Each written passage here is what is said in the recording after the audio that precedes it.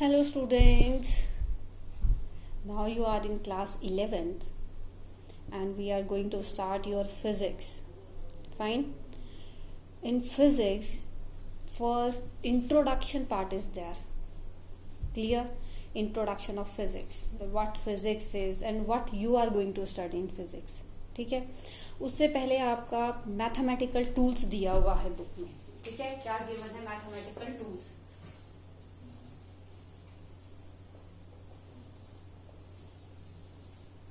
इन mathematical tools में क्या है कि अब देखो, बच्चों के स्ट्रीम डिवाइड्स हो जाएंगे, कुछ बायो लेंगे, कुछ मैथ्स लेंगे, लेकिन फिजिक्स तो सबके पास होगा, बायो वालों के पास भी और मैथ्स वालों के पास भी. तो मैथमेटिकल टूल्स जो आपका फर्स्ट इंट्रोडक्शन में गिवन है, वेरी फर्स्ट चैप्टर जो आपका गिवन है, मतलब चैप्टर नहीं, चैप्टर 0 आप बोल सकते हैं, you can say that is chapter 0. तो उसमें जो एक्सप्लेन किया गया मैथमेटिकल टूल्स, वो इसलिए हैं कि जो बायो के स्टूडेंट्स हैं उनके लिए वो पता लगे कि हम कैसे क्वेश्चंस को सॉल्व कर रहे हैं, कैसे इक्वेशंस हमारी सॉल्व की जा रही हैं, जैसे इंटीग्रेशन है, डिफरेंशिएशन है. तो इस टाइप के कुछ चीज़ें जो 11th-12th में ही आएंगी, अभी तक 10th में जो किया वो तो सब ने किया है, but number of things will come in syllabus of 11th and 12th maths which is common with physics. Fine. तो that was explained in mathematical tools. Fine. We will discuss those mathematical tools when they come. Fine. We are not going to waste any lecture. In one lecture we can't study whole mathematical tools. We will explain all the mathematical tools when they come, when we deal with them. That will make more clear to you that how we are solving those how we are solving equations, or how we are solving formulas, or anything that in which these mathematical tools will help. Fine. Today we will start with your first chapter, that is introduction. ठीक है, introduction in and named as what? Physical world. Named as physical world. ठीक. Mathematical tools जो हम करेंगे वो हम साथ की साथ स्टडी करेंगे जब हम उनसे डील करेंगे. फाइन. तो अब देखिए इंट्रोडक्शन में क्या है, फिजिकल वर्ल्ड में क्या है. तो फिजिकल वर्ल्ड में इंट्रोडक्शन में सबसे पहले गिवन है कि साइंस क्या है, व्हाट साइंस इज. ठीक है, आप हमेशा पढ़ते आ रहे हैं, हमारे पास सब्जेक्ट है, साइंस है, साइंस है, साइंस है, साइंस में ये क्वेश्चन है, साइंस में ये चैप्टर है, हमने केमिस्ट्री पढ़ी साइंस में, हमने बायो पढ़ी साइंस में, हम अब फिजिक्स पढ़ रहे हैं साइंस में. तो हमने क्या किया, 10th तक हम साइंस को एज अ सब्जेक्ट लेकर आ रहे थे जिसमें तीनों ब्रांच थी हमारी. फाइन. अब हमें सिर्फ जो स्टडी करना है, हमारा जो पार्ट है फिजिक्स, केमिस्ट्री बायो आपको पढ़ना है, जो बायो लेंगे वो बायो पढ़ेंगे, chemistry is common to all. Now at this stage, that is in 11th class, we bifurcate science in 3 divisions: physics, chemistry and bio. We have to deal with physics. What physics is? ठीक है, science में पहले तो कि science है क्या. Science जो है ये वर्ड लिया गया है कहाँ से, हमारा मैक्सिमम वर्ड्स हमारे कहाँ से डिराइव किए गए, हमने लैटिन वर्ड से डिराइव किए. ठीक है, तो साइंस भी हमारा एक लैटिन वर्ड से डिराइव किया गया वर्ड है जिसका मतलब होता है यू नो, टू नो. ठीक है, साइंस क्या है, किसी भी चीज को जानना, टू नो. साइंस में हम क्या स्टडी करते हैं, कैसे हुआ, क्यों हुआ, यही ना. सबसे पहले तो ये कैसे हो गया हमारे माइंड में, जब ये क्वेश्चन आएगा how, then we can came to know ना, कि देन एक्सप्लेनेशन अबाउट दैट. ठीक है, why, how, these, then only if these questions were not arising in our mind, then we were not be able to discover anything. ठीक है, we are discovering and we have discovered, scientists have discovered number of things, huge number of things. If they were not think how this happens, what is the reason behind it, then science was not discovered, the subject was not made. Clear? So in physical world, first thing is what science is. Science हमारा जो word है ये हमारा आया है Latin word से, जो हमारा लैटिन वर्ड है जिसका मतलब है टू नो. ठीक है, लैटिन वर्ड है साइंटिया. ठीक है, लैटिन वर्ड क्या सा है, साइंटिया. लैटिन वर्ड से डिराइव किया गया है, ठीक है। अब ऐसे ही हमारे पास क्या है संस्कृत में इसको विज्ञान बोलते हैं, हिंदी में इसको विज्ञान बोलते हैं, ठीक है। मतलब टू नो, कि हमें क्या जानना है। अब देखिए नंबर ऑफ फिनोमेनन आते हैं, ठीक है, नंबर ऑफ, ह्यूज नंबर। अब देखिए जो बेसिक है हम उनसे स्टार्ट करते हैं, जो सबको पता है। क्या हमारी रेन क्यों होती है, why rain is occurring, rainbow क्यों बनता है हमारा, ठीक है, टाइड्स क्यों आती हैं हमारी, यू ऑल नो, ठीक है, एलिप्स। तो ये क्या है, ये तो सिर्फ बेसिक इंट्रोडक्शन है कि बेसिक, ये आप सब लोगों को पता है, आप सब लोग ये पढ़ कर आए हैं। तो ये सब क्या है, साइंस, ये कैसे हो रहा है, हमें इन सब के बारे में जाना कि बारिश कैसे हो रही है, हमारे टाइड्स कैसे फॉर्म हो रहे हैं, हमारा रेनबो कैसे बनता है, हमारा इलिप्स कैसे आते हैं। तो ये क्या है, आपने इन सब चीजों के बारे में जाना है। कहाँ जाना है, साइंस में। तो साइंस क्या है, टू नो अबाउट थिंग्स, ठीक है, कि हम इन चीजों के बारे में जानते हैं, ठीक है। तो साइंस क्या है, नॉलेज। साइंस की is nothing but knowledge. Knowledge हमें कहाँ से मिली है, नॉलेज कहाँ से मिली है, हमने एक्सपेरिमेंट्स किए हैं, ठीक है, हमने एक्सपेरिमेंट्स किए हैं, हमने ऑब्जर्वेशन देखी है, उन एक्सपेरिमेंट्स की, एक्सपेरिमेंट किए हमने, फिर उनको ऑब्जर्व किया, उनकी ऑब्जर्वेशन से हमने क्या किया, रिजल्ट निकाले, उन रिजल्ट को हमने एक सिस्टमैटिक मैनर में अरेंज किया, तो हमने क्या उसको बोला कि हम उसको बोल रहे हैं साइंस, ठीक है। हमने क्या किया, एक्सपेरिमेंट परफॉर्म किया, ऑब्जर्वेशन देखी, हमने उसके रिजल्ट निकाले, उसी को हमने क्या बोल दिया, साइंस। कि हमने कुछ भी चीज हुई, हमने उसको फिर खुद से करके देखा, हमने फिर उसकी ऑब्जर्व किया, फिर हमने उसको फाइनल कंक्लूड किया कि ऐसा हुआ, क्यों हुआ, ठीक है। तो वो हमारा क्या है, साइंस है। तो science is nothing but the knowledge that human gain by experiments and by observing results, ठीक है, and arrange them in a systematic ordered manner, and this is known as science, ठीक है। ये तो था साइंस। अब साइंस क्या है, आपकी दो पार्ट्स में डिवाइड है, ठीक है। साइंस आपकी क्या है, दो पार्ट्स में डिवाइड है, ठीक है, या आप बोल सकते हैं दो ब्रांचेस में डिवाइड है, ठीक है।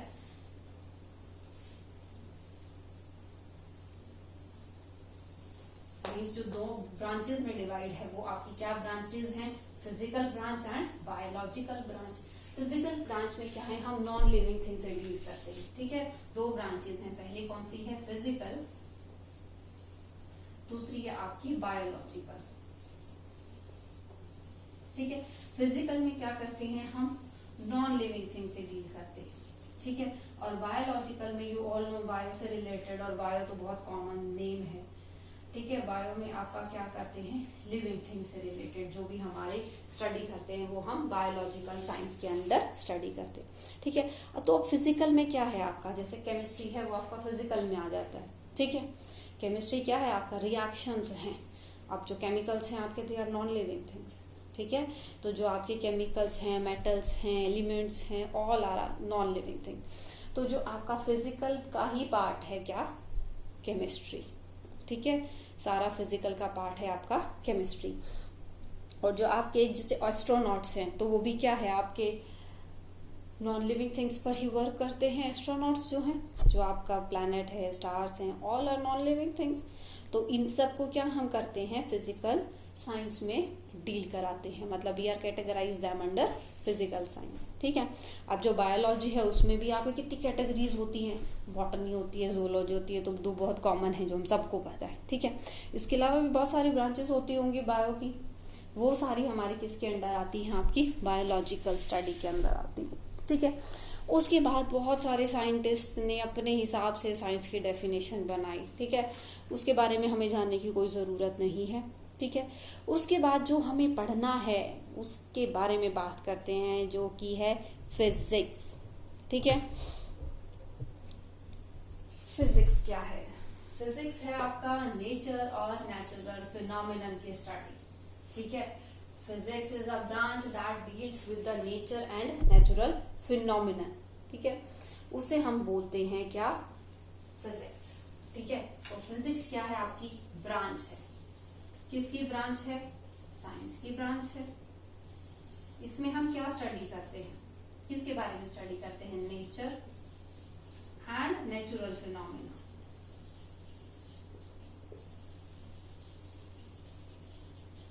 ठीक है, इन सब के बारे में हम स्टडी करते हैं। वो आती है आपकी किसके अंडर? फिजिक्स। ठीक है, फिजिक्स क्या है? ब्रांच, किसकी ब्रांच? साइंस की ब्रांच, जिसमें हम डील करते हैं किसे? नेचर एंड नेचुरल फिनोमेना से। ठीक है, ये है हमारा क्या? फिजिक्स। ठीक है, अब फिजिक्स में आपके पास आते हैं क्या? दो चीजें आती हैं, या आप दो बेसिक प्रिंसिपल बोल सकते हैं। ठीक है, दो बेसिक प्रिंसिपल बोल सकते हैं फिजिक्स में, जिनका नाम है यूनिफिकेशन एंड रिडक्शनिज्म। ठीक है, दो बेसिक प्रिंसिपल्स हैं आपके फिजिक्स में। पहला आपका क्या है? यूनिफिकेशन। ठीक है, दूसरा है आपका रिडक्शनिज्म। ठीक है, तो ये दो क्या है आपके? Two basic principles.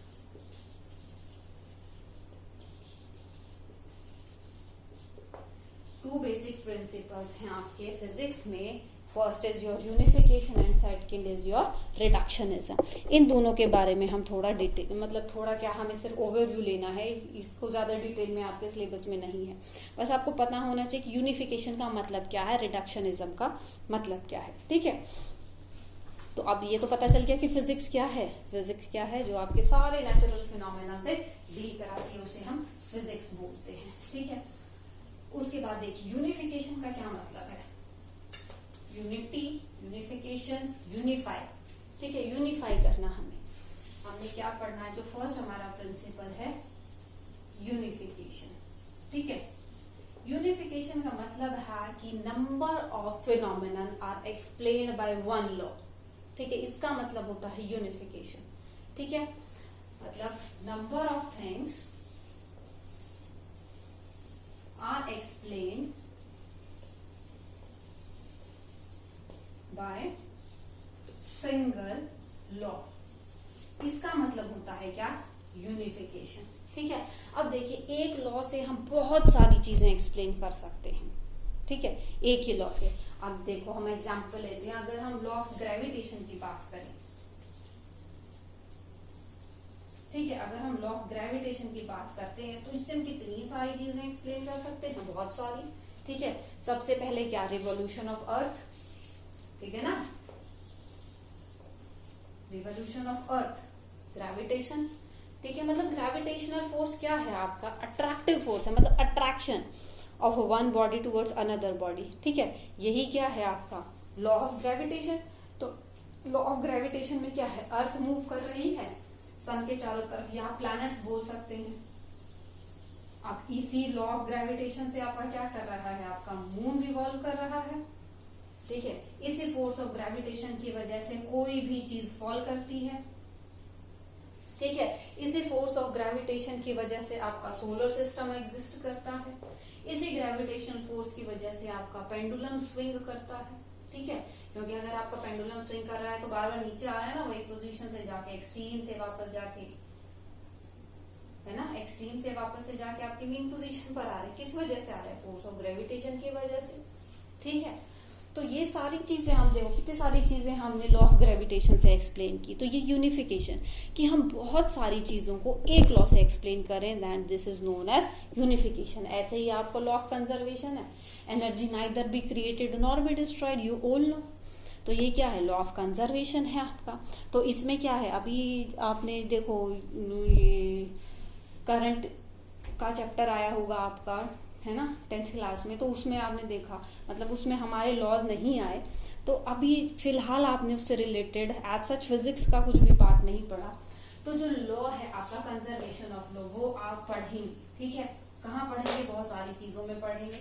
ठीक है, लेंजेस लॉ आएगा आपका 12th क्लास में, तो आप वहां पर पढ़ेंगे उसको। ठीक है, फिर जो किरचॉफ लॉ आएगा वहां पर आप देखेंगे कंजर्वेशन ऑफ एनर्जी हो रही है, कि आपके जितने टोटल आपकी करंट जितना एंटर करेगा सर्किट में उतना ही आपका लीव करेगा किसी भी पॉइंट पर, अगर हम देखें तो ये आपका किरचॉफ्स लॉ है। आपका लेंजेस लॉ, वो भी आपका कंजर्वेशन ऑफ एनर्जी पर बेस्ड है। आपका बर्नौलीज थ्योरम, मतलब बहुत सारी चीजें हैं जो आप एक ही लॉ से एक्सप्लेन कर सकते हैं। इसका मतलब होता है क्या? यूनिफिकेशन। मतलब हम ये नहीं कह सकते सारी चीजें, बट कुछ साइंटिस्ट ने ये कहने की कोशिश की, हाँ एक लॉ हम बोल सकते हैं, बट अभी तक कुछ फाइनल पहुंच नहीं पाए उस कंक्लूजन पर। ठीक है। तो बहुत सारे कुछ लॉज हैं जिसके बेसिस पर हम नंबर ऑफ थिंग्स एक्सप्लेन कर सकते हैं, उनको हम उस लॉ के अंडर मतलब रख सकते हैं, तो उसे हम बोलते हैं क्या, यूनिफिकेशन। ठीक है, I hope this is clear. First principle that we will use और we are using in physics. ठीक है, second principle is what, reductionism. Second principle is reductionism.